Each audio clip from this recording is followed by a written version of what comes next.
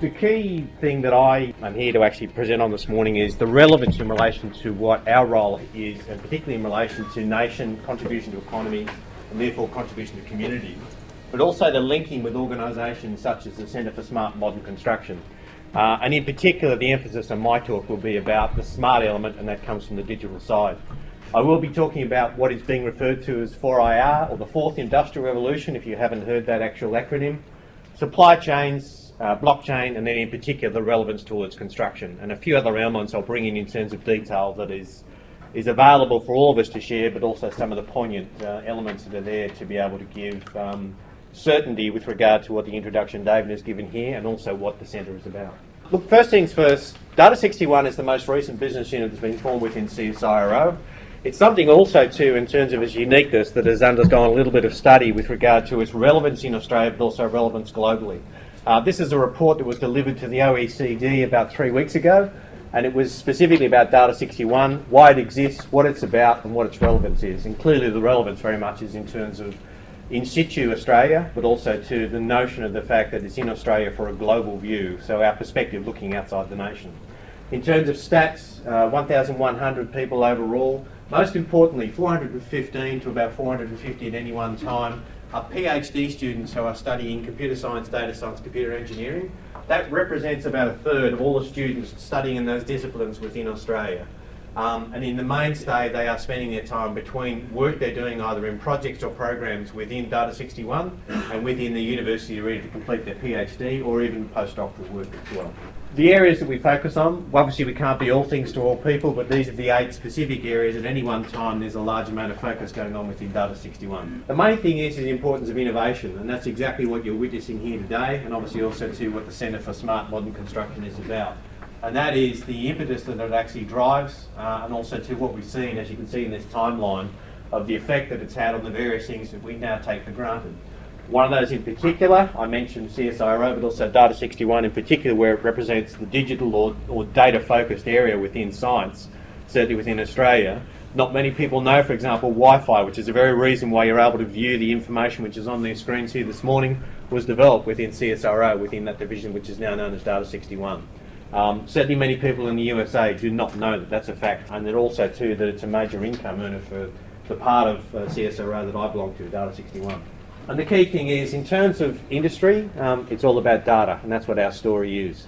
Not to be able to just simply explain why our relevance is, but also to the impact it'll have on industries, of which construction is the one we're focused on this morning, of course. This is an image of one of the satellite dishes in the square kilometre array in Western Australia. A major element of focus within looking out into to our solar system. Key point about this is the fact that within 2 days of the collection of data there, that represents every piece of data that's existed on the internet ever since the internet ever started.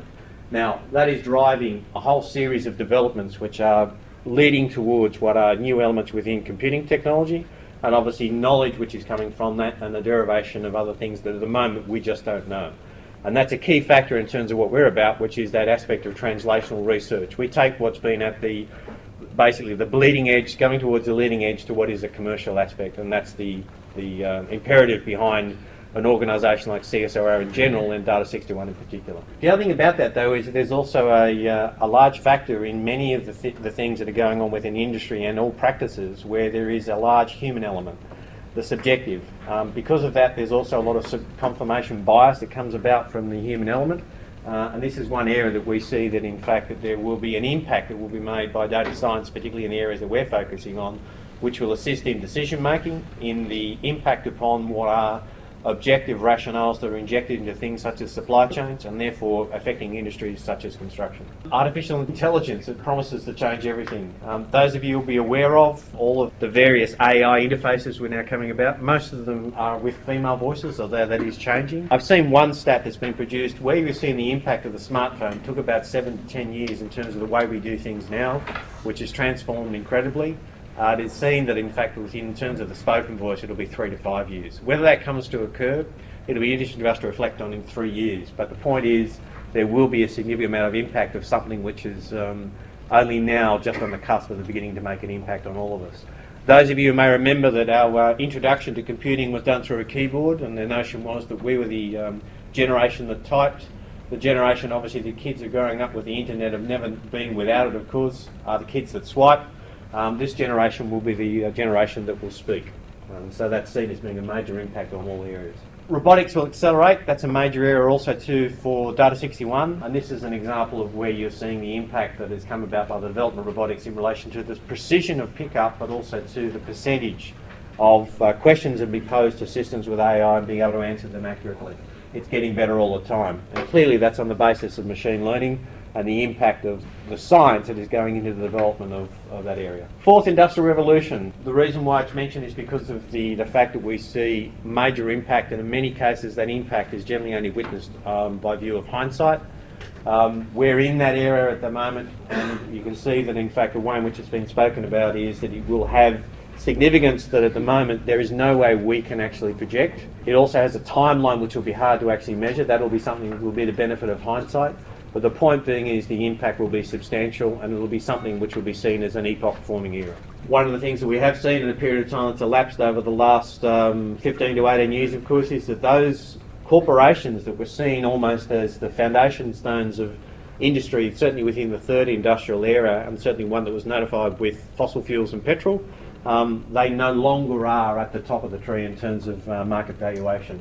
And we see them being replaced by those organisations, not surprisingly, that are data rich and data enabled. Impacts on business, digitally enabled business models. So in some cases we talk about industries, and certainly construction, which is typically seen as fairly conservative, very difficult to actually change. This is a survey that was released just last week by Ernst & Young. It's an international one that was done. They're saying here that in fact that all digital engineering construction firms recognise that digital enablement is going to be a disruptor within the industry. 98% of those organisations recognise that. However, only about 9% have a plan to actually enable it within their organisation. That's not unusual, by the way. That's a statistic which we've seen recognised in most industries that in many cases, of course, have been severely disrupted. This chart here represents that, of course, in relation to the value of a licence plate in Victoria for a taxi. Look at how that's been impacted by something where people couldn't realise the impact of Uber. And certainly you've seen that with the notion of the Airbnb and various other facilities or platforms. And with that, that leads into the thing is that platforms become ubiquitous. A key point about that which I'd like to mention is the fact that in relation to platforms, in most cases we have seen them generated within the United States of America because of where Silicon Valley was the harbinger of that sort of development of technology and supposedly also to that thinking. That does not need to be the case. And in fact, that report that was presented to the OECD about Data 61, one of the key factors about that is the fact that that is a key mission that we are charged with, and that is to make sure it isn't thought of as the fact that it can't be built here. It can be. The CEO of our organisation, Data 61, Adrian Turner, spent 18 years within Silicon Valley. Larry Marshall, the CEO of CSIRO, spent a similar amount of time. They knew each other, not necessarily as friends, but as acquaintances, and they saw the impact over there. They also saw the incredible adoption of Australians as being basically lateral thinkers within that environment to come up with some of the more unique inputs into some of the organisations we now recognise as those digital leaders, and where platforms have become the way in which the thinking has generated and how to develop that. The other thing that's to take note of is the fact that there are now what we saw as traditional boundaries to where an industry played or what an organisation was, they are being blurred. Tesla, obviously now being seen as a major energy company, not just producing electric cars. Uber is in transportation, not just simply as an alternative to taxis. Apple, healthcare, major area they see a focus in the next 5 years for them. And the NRMA, for example, they're now being involved in this country in terms of safety measures certainly within fire, drought and other major disasters. That sort of technology, of which our organisation has a small input into that, is now seen as something will be taken outside of the world, and it will be taken by NRMA, not as an insurance company or as a roadside assistance company, but as a technology enabler. So that's quite an interesting transformation for that sort of organisation. With that, we have unintended consequences, and that's probably the sort of thing which we're drawing on this morning in terms of where impact is a key factor that's being looked at. In some cases, those things can be perhaps postulated, and that certainly, I think, is one of the areas that the academics have been involved in, but you can't always do that with certainty. One example for that would be the application of RFID chips to the recognition of products in the world. Everybody thought that it would be a natural taper, etc. Unfortunately, it's one of those things where the cost has been prohibited to date in relation to that. And all of a sudden, of course, we now see that every industry is becoming data-driven. Have a look at the impact, and including also too, if you saw the publicity of Amazon coming to Australia, what did it actually generate as a reaction or as an emotion? Was it actually the fact that this was a great thing for Australia coming? In most cases, it was publicised as fear, uncertainty and doubt, the so-called FUD factor, of course. The other thing is, in terms of the economy, where we've actually seen organisations, for example, those in the construction industry, as being this particular fulfilment of certain parts within those industries, that is now changing, where there's an expectation that, in fact, what those organisations will provide is an outcome, not necessarily the thing that they used to be recognised with providing. And that's quite a different mind shift in the way in which it needs to be thought about, and often is where you will see the disruptors coming about. Well, they will think about what it is as the outcome that people expect, as opposed to the modicum of how to actually achieve it, which is normally seen as traditional. With that, systems thinking matter. The other thing is, I talked about the unique value that Australians bring to the table, and often one of those factors that Americans rather like within Silicon Valley. This is often one of them. And that is that quite often when there would be something that would be seen as being out there, something that might be seen as coming from left field, something being quite a contrast to what was the current system thinking, they'd often turn to the Australians at the table and say, well, what do you think? And often the reason they were asked was because of this, because they had a very good meter for that particular thing that was there. We'd like to think that we'd retain that as being something which is a fairly good match of both left-right thinking. The other thing we're tending to see is speed, and that's probably a major thing where Data 61 has its charter to actually work with impact and do that within data science. And that is that as you apply the notion of what data actually tells you, you're able to do that far more quickly, and in many cases you're able to do that far more tellingly than ever done beforehand. And hence the reason why Ernst & Young obviously thought that this survey was important in terms of being able to match what is the current thinking as opposed to the preparation. We have leadership opportunities. You represent that this morning. So it's great to actually be here, and certainly one of the reasons why we have to be associated with the Centre for Smart Modern Construction.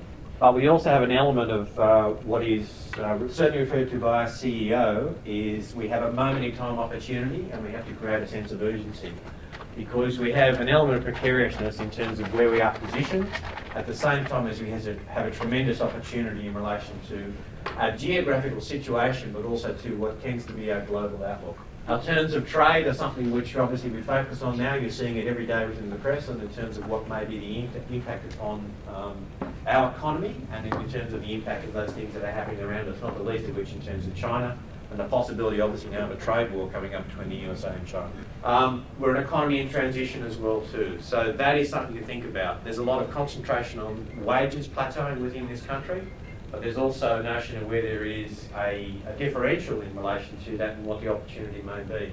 I think that's creating something for Australia which at this time we are now seriously looking at what are our alternatives and making sure that we don't miss what are some of those opportunities coming and being presented to us. Key thing you hear about is 40% of the current Australian jobs won't exist in 10 to 15 years. That's given up as the fear, uncertainty and doubt. By the same token, and what you're witnessing here today and what you're involved in is the creation of jobs that don't exist today that will be of a higher order, and those which also too will be globally significant. And that's a key factor. And one of those comparisons, of course, is that with the digital camera and with it being enabled with the smartphone, of course, was the premise of the fact everything in terms of photography would disappear. Clearly that happened with those who were involved in the photo lab industry, which you all remember from growing up various times. But as opposed to the photographic industry, that's actually grown. And because of the fact there's enablement which is there. There is digital capability. We're looking at stuff right here at the moment that beforehand, to actually have it presented to every person at a table of 6 to 8 would have seemed impossible only about 5 years ago. The focus for Data 61, we are certainly working within areas that are intended to make impact, and again on the basis of being impact for the economy, for community and for the nation as a whole. One of those that is being focused on under what is called the challenge model is within supply chains, of which, not surprisingly, the food provenance area is one which we're focusing on for the next 3 to 5 years. It's not the only one, but it is the one to start off with. And the reason being our CSIRO cousins, Ag and Food is still the largest business unit of CSIRO in the state. But there is another one that is seen as the most obvious one, and the reason being is because of the opportunity in terms of increasing productivity and also to be able to do things which may become not just nationally significant, but globally significant. And I'm sure today you'll get plenty of stats, and David certainly presented some of those to me as well too. The main thing about that in supply chains, and we'll include construction here, is that connecting the physical to the digital, improving the effectiveness and efficiency of the information that's being processed within them. Understanding, and this is a key factor, the human-related aspects as opposed to the actual physical or limiting digital aspects within a supply chain. Currently, the thing we do see most within supply chains in construction is a fantastic test case for this is that you've got a lot of data there, but it's disconnected. It's disparate as well too. There will be impact that are coming back from the Internet of Things, certainly within construction and within infrastructure, and the construction of infrastructure with the intention being that there will be data being collected from those completed projects, such as those you're seeing outside here. Blockchain, which I'll touch on in a second, and then there'll be more development of that by Srineth. And then, of course, open and self-correcting supply chains. And I will underline that self-correcting bit, because that is a component involved in logic, in legislation, which is involved in compliance, and certainly contract law that we're going to see a major shift in the next few years. And on that basis, the thing will be a new foundation of how those transactions are both engineered and how they also will be completed. With that, I'll lead into blockchain, and I've been involved in blockchain now for about 4 years within Australia. Not surprising, that's in the early stage with an interest in Bitcoin. And unfortunately, there's still the negative association between blockchain or distributed ledger technology, as we prefer to call it now, and Bitcoin. The point is, Bitcoin certainly was not the only, but one of the first examples of a blockchain working, but in some cases also too not working in a way in which it would have been intended in terms of the higher order. Blockchains, however, are a factor which is going to enter into certainly the supply chain elements over the next few years, certainly if we have something to do with it. And the other thing is that within blockchains there are things you may have heard of called smart contracts. They're not contracts per se, they are just a piece of executable code, but there will be, and we're working very strongly in the area with smart legal contracts, where the smart contract that is invoked by code will in fact then trigger what is a true contractual condition within a legal contract. The main thing as to why they exist is at the moment everything we tend to do, which certainly involves regulators, and this industry certainly is one that is very familiar with that, is you tend to have to go through a trusted third party. In most cases we recognise those as regulators. Other parts might be institutions like the banks, or also to organisations that provide a notary or an intermediary function between the purchaser and the seller, for example, or the supplier and the receiver. The idea behind the blockchain network is you now replace what is that central authority with what is a distributed element of all that information. The notion being, therefore, that all those people that are within the supply chain can trust that information and they can act on it simultaneously. That is the key. Normally it is, as you would probably recognise, a waterfall linear process, and that is that when something occurs, it then goes to the next party and then goes to the next party. The promise of distributed ledger is, in fact, it can occur concurrently, and that is a major factor in productivity. Key thing is blockchains are not standalone, and with the time that I've spent, and certainly with the researchers in Data 61, we are now seeing a conversation is turning away from people wanting to talk about blockchains, in other words, technology. They're now talking about the problems and the solutions behind it. That's a major shift in getting away from what's been the hype, which is not a good thing, to the actual practicality of what can we actually do about it. For example, where you now see you swipe a barcode and you get the SKU, the stock keeping unit of, for example, a jar of peanut butter, instead of just telling you that's what that item is, it'll tell you everything about it. It's 350 grams, it's organic, where the peanuts came from, the detail in relation to all the constituent members of it. That's the sort of thing that will be coming out of that sort of information that they refer to as being identification, not just the identity. Blockchain and building information management are now seen as being instrumental in the change within the digital enablement or the digital disruption to some degree within the construction industry. The research that is being done within our organisation, we're not building blockchain, we're not doing stuff to actually produce what is a deliverable product. That's not what we do. The research is based around effectively what are, in most cases, the research is in what we call the trustworthy systems. They're not called the blockchain group, is to work on what are the rainy day scenarios, not the sunny day scenarios. In other words, they think about what is it that may go wrong, how will we actually work around systems that will be trusted, and then the other thing is also taking to do what are referred to as trustworthy systems.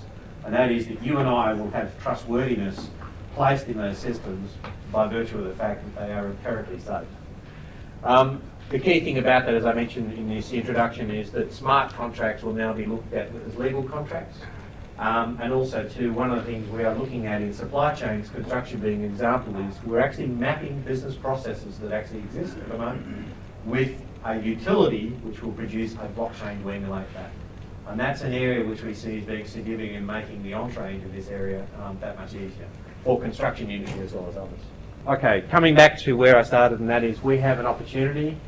It's not just regional, it is global, but the point is that there is a moment in time opportunity, as I mentioned, that we have to take advantage of. This is a good example where in fact that should be honoured in being able to make sure we do create impact, which is our charter. Also though, that opportunity is perishable. We don't want to miss out on it, so that's why we see that these sort of events are significant. And with that, I'd like to say thank you.